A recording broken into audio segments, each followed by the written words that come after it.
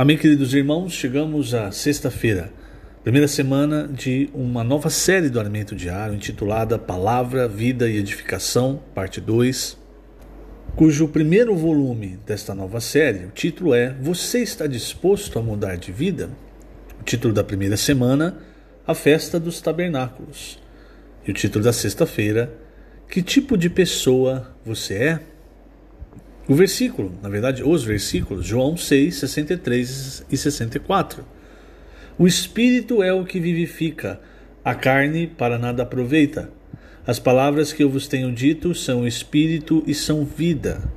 Contudo, há descrentes entre vós, pois Jesus sabia desde o princípio quais eram os que não criam e quem o havia de trair. Senhor Jesus, obrigado, Senhor, obrigado por mais um dia. Todos os dias, Senhor, nós contamos com a Tua misericórdia para nos levantarmos.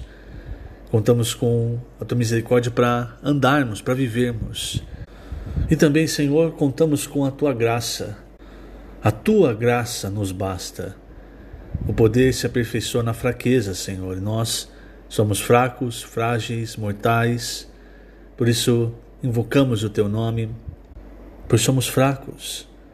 E invocamos o Teu nome para desfrutar de todas as Tuas riquezas, amado Senhor. De Tua pessoa viva, nós sentimos o mover do Teu Espírito no nosso interior. Nós podemos ter comunhão contigo, beber da fonte da água viva, essa água que flui do Teu trono e dia após dia chega até nós como um rio para dentro de nós, mas também um rio que quer fluir de nós para outras pessoas. Obrigado, Senhor, obrigado por toda a realidade, a verdade que o Senhor tem nos dado, nos mostrado, e obrigado pela direção que a Tua palavra tem nos dado.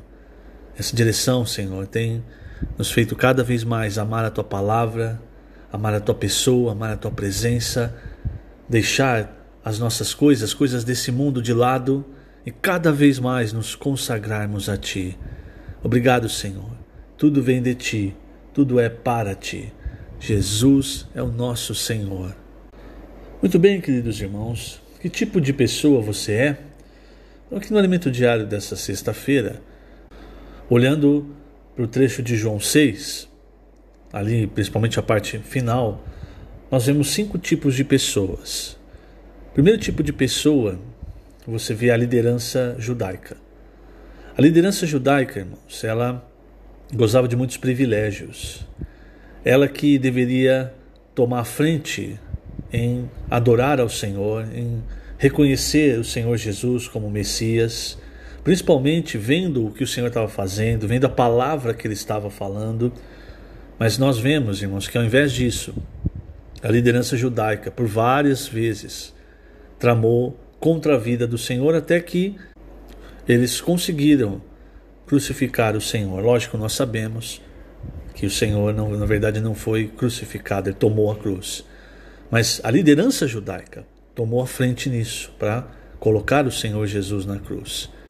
João, no começo do seu evangelho, diz que o Senhor veio para o que era seu, para os que eram seus, mas os seus não receberam. E não receberam porque a liderança do povo de Israel naquela época era uma liderança inadequada, uma liderança corrupta.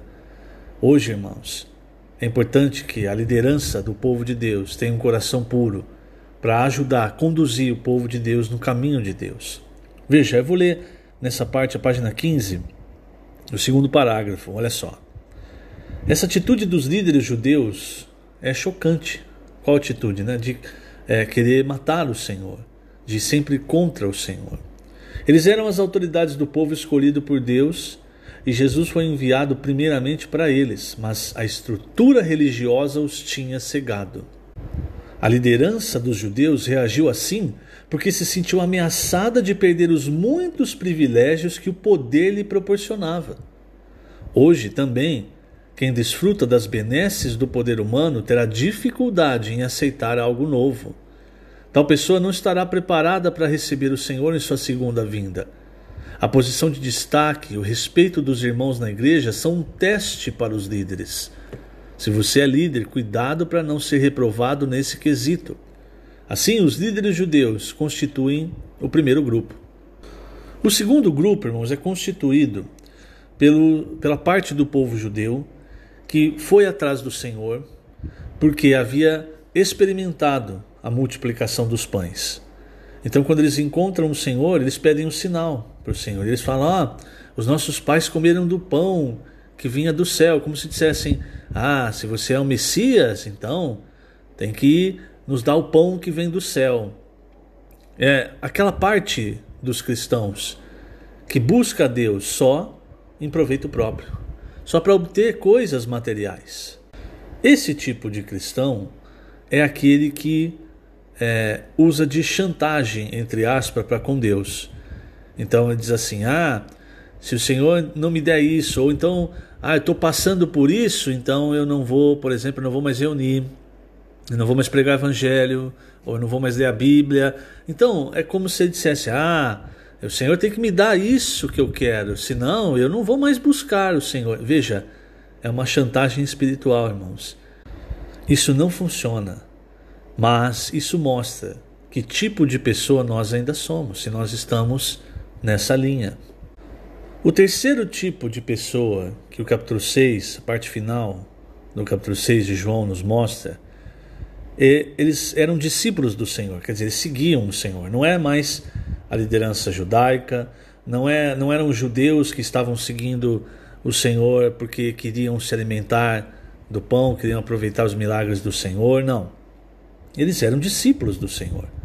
Só que eles eram aquele tipo de cristão que, ao invés de usar o Espírito e de perceber que as palavras que saem da boca de Deus são Espírito e são vida, e entender o sentido espiritual, eles gostam de racionalizar a palavra de Deus. Então tenta entender com a sua mente.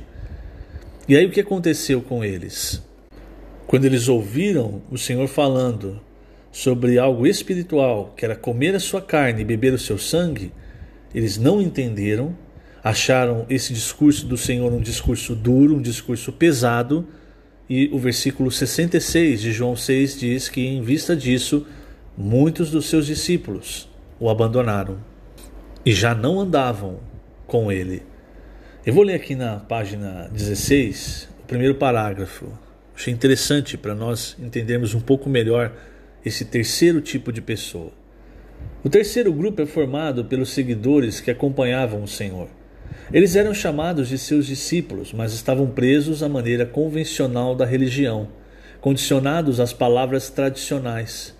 Quando o Senhor começou a dizer que sua carne era a verdadeira comida e seu sangue a verdadeira bebida, e que era necessário comer de sua carne e beber de seu sangue para ter a vida eterna, eles se escandalizaram. Ao falar sobre boa conduta e santidade, Jesus era aceito. Mas quando falou sobre o essencial para trazer o governo de Deus sobre suas vidas, eles o rejeitaram.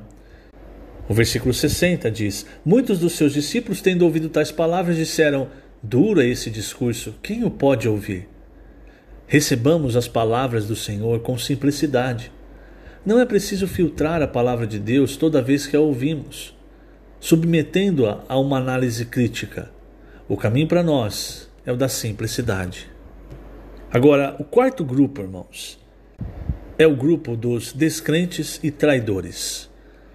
Quando, no versículo 60, muitos dos discípulos ouviram tais palavras do Senhor e disseram: duro é esse discurso, o Senhor então resolveu explicar.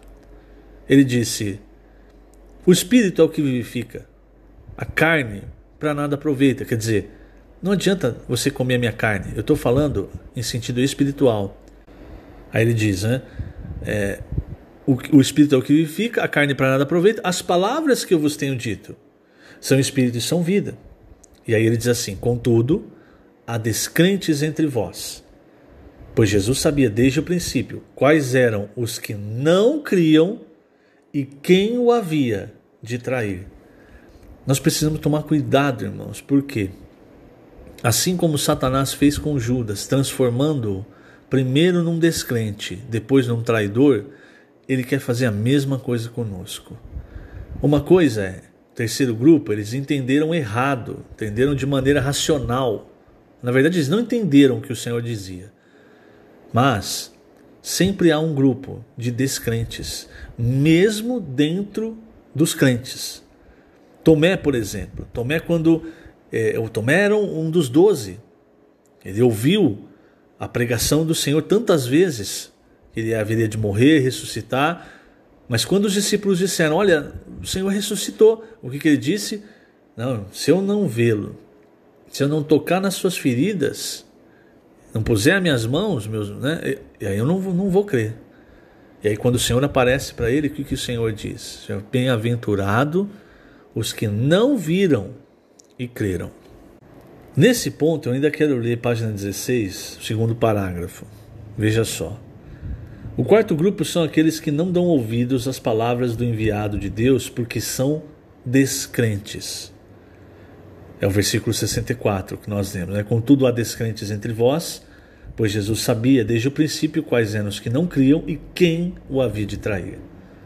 Esses descrentes não eram incrédulos, eram irmãos que estavam entre os discípulos. Contudo, não criam na palavra profética.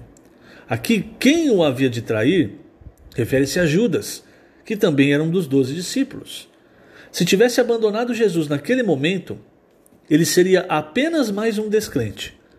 Mas como permaneceu com os demais, sem aceitar a palavra de Jesus, tornou-se um traidor. Isso é um alerta para nós. Não fiquemos analisando e criticando o que ouvimos. Esse tipo de atitude poderá fazer de nós traidores. Que o Senhor nunca nos deixe cair nessa condição. Isso é importante, irmãos. Isso é muito sério. Todos têm o direito de escolher o seu caminho. Talvez você não creia.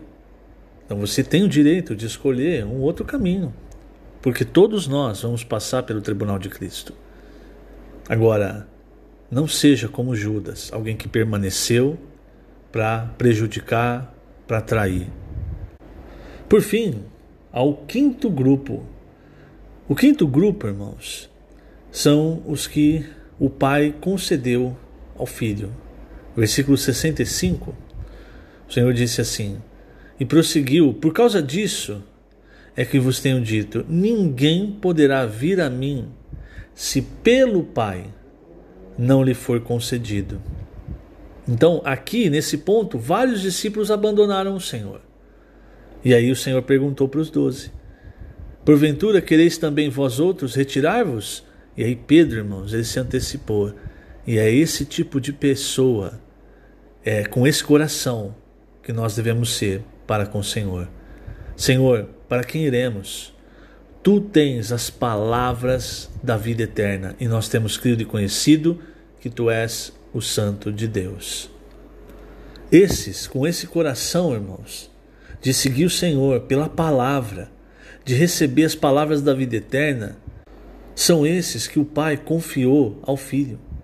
Esses é que vão perseverar até o fim. É nesse grupo que nós precisamos estar. Esses são os vencedores, são os seguidores do Cordeiro, por onde quer que ele vá.